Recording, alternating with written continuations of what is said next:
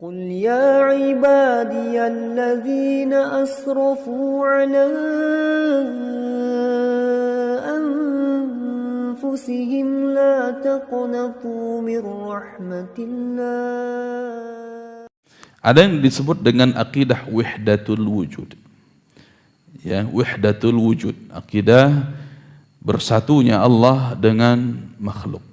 Ini yang tadi yang dihasilkan dari penyimpangan tentang nama-nama dan sifat Allah, di antaranya adalah sifat istiwa tadi. Mereka berkeyakinan Allah Subhanahu wa taala itu berada di mana-mana, zatnya berada di mana-mana. Subhanallah. Kalau mereka katakan Allah ada di mana-mana, berarti Allah bisa berada dalam hati kita. Berarti Allah ada dalam tubuh kita. Allah bisa menitis ke dalam badan kita. Allah, bahkan sampai mereka katakan kita ini Allah Subhanallah. Nah, wal'iyadu billah. Jemaah yang kami cintai dan kami muliakan karena Allah Subhanahu wa taala. Maka akidah wahdatul wujud ini sebenarnya ada 3 macam. Ya, ada 3 macam. Yang pertama adalah wahdatul wujud itu sendiri, yang mereka katakan annal khalqa huwa Allah wal makhluqu indahum huwa ainul khaliq. Bahwa makhluk itu adalah Allah dan Allah itu adalah makhluk. Subhanallah. Ya, karena dia gitu. Makhluk ini dia Allah Ta'ala, kata mereka.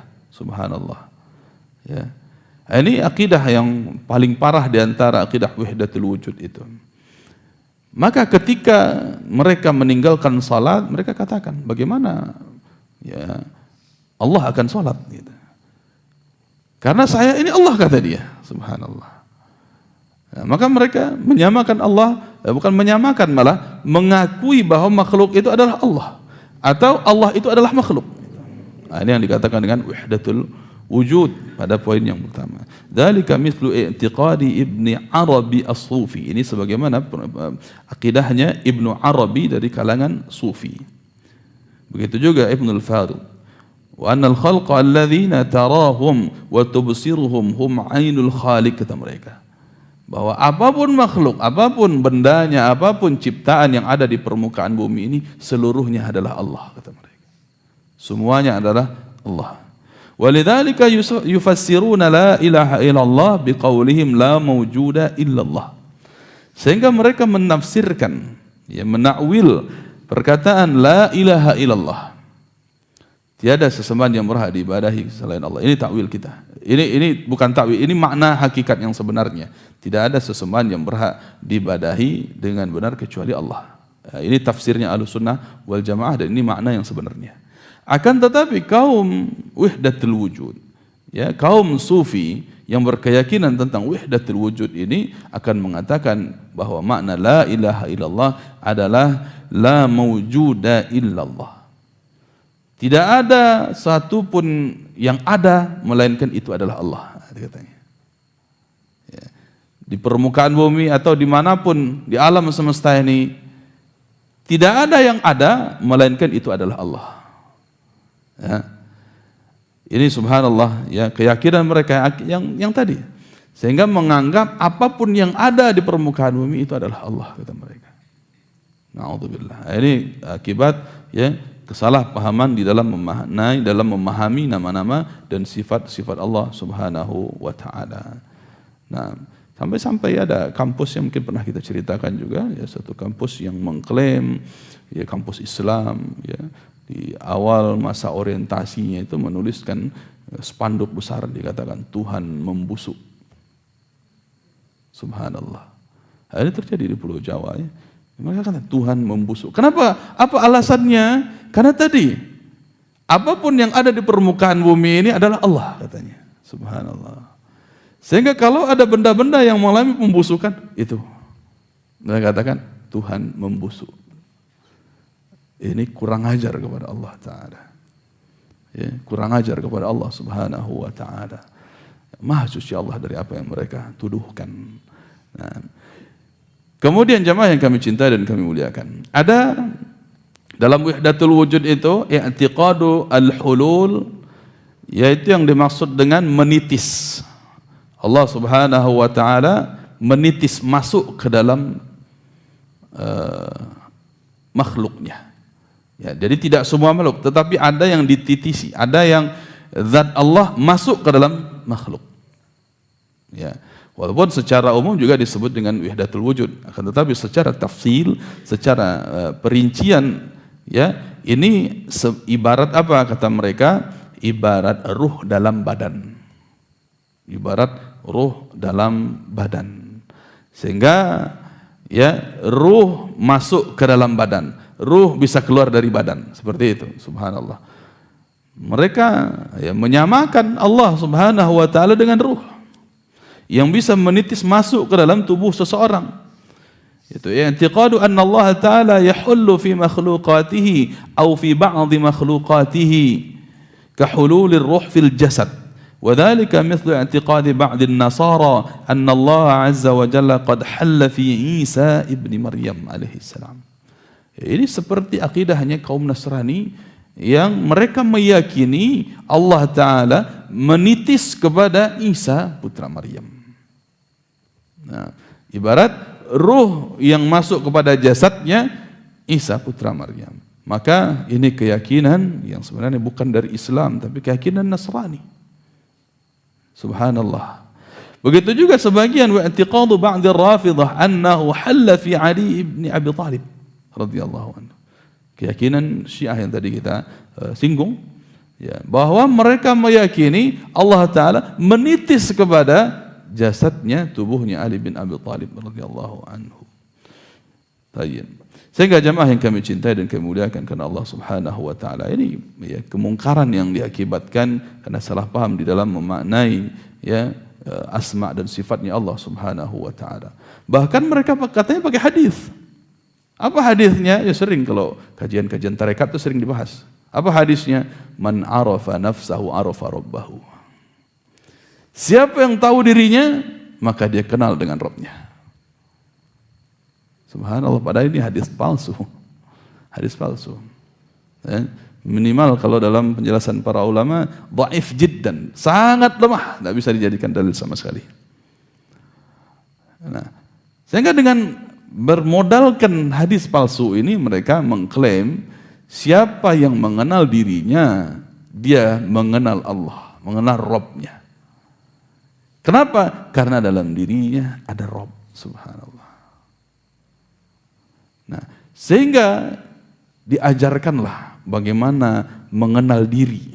Nah, di dalam apa namanya basuluk, bertapa, mengenal diri, hakikat diri. Ya, mengenal hakikat diri dulu, diajarkan ya, mengenal hakikat diri. Untuk apa? Supaya mengenal Rabb. Subhanallah. Mereka berenung, bertapa tentang apa saja yang diarahkan oleh guru-guru mereka, bermalam-malam, berminggu-minggu, subhanallah, sampai berbulan-bulan berada dalam suatu tempat yang sepi. Na'udzubillah. Nah, ini dalam rangka apa tadi? Supaya mengenal hakikat diri.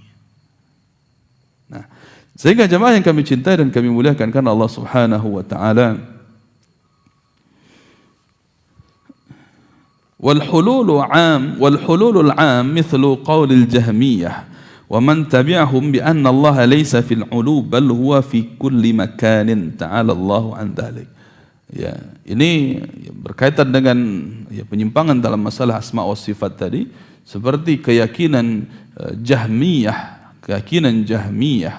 yang memunculkan ide seperti ini, ide adanya Allah Ta'ala di dalam tubuh seseorang, menitis ke dalam diri seseorang, itu karena mengatakan ya laisa fil ulu, bi anna Allah laisa fil ulu, Allah itu tidak di atas, bal huwa fi kulli makan, akan tetapi dia berada di seluruh tempat. Kalau berada di seluruh tempat dia bisa menitis. Subhanallah. Nah, kemudian yang ketiga yang dimaksud dengan wahdatul wujud, ya, yaitu au ittihadihi bihi, atau yang disebut dengan al-ittihad, menyatu. Ya, kalau yang pertama tadi ya yang disebut dengan huwa gitu. Ya, benda ini adalah Allah kata mereka. Yang kalau yang ketiga ini beda, menyatu. Ya, yang dimulai dari sesuatu yang terpisah lalu menyatu, begitu. Itu yang dimaksud dengan wahdatul wujud bagi mereka. Sehingga Allah Ta'ala, subhanallah, mereka katakan bisa menyatu, bisa bersatu dengan makhluk yang mereka sebut dengan manunggal, ya, bisa menjadi tunggal. Dua hal yang terpisah bisa menjadi satu yang tunggal, itu yang dimaksud. Subhanallah. I'tiqadu anna Allah azza wa jalla ittahada bi makhluqatihi atau ittahada bi ba'dhi makhluqatihi kattihadi al-ma'i bit-turab fayasiru tinan. Nah, mereka berkeyakinan bahwa Allah Subhanahu wa taala bisa menyatu dengan makhluknya atau dengan sebagian makhluknya seperti air yang dicampur dengan tanah menyatu, air dicampur dengan debu, air dicampur dengan debu menyatu jadi tanah liat. Subhanallah. Ya. Jadi tidak sama dengan yang pertama. Kalau tadi kan air adalah tanah, kan seperti itu.